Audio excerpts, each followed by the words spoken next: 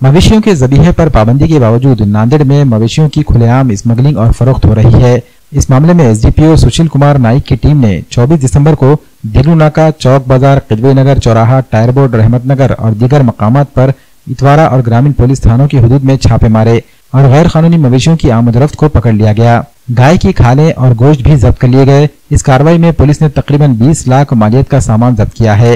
13 गाय और 150 किलो गोश्त भी जब्त किया गया है। इस कार्रवाई में पुलिस ने 7 मुलजिमान को गिरफ्तार कर लिया और उनके खिलाफ मुकदमा दर्ज करने की कार्रवाई की जा रही है।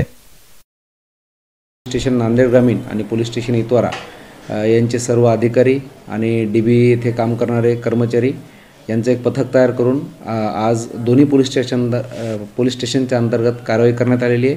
याच्यामध्ये एकूण दोन्ही पोलीस स्टेशनला मिळून 4 गुन्हे दाखल आहेत।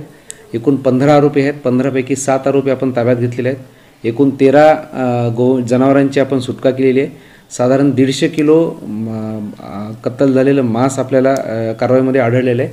त्याचबरोबर एक ट्रक ज्यामध्ये जनावरांची कातडी आहे तो सुद्धा जप्त करण्यात आलेला आहे आणि जनावरांची वाहतूक करण्यासाठी वापरलेला एक टाटा एस कंपनीचा एक छोटा हत्ती आपण जप्त केलेला आहे। ही सर्व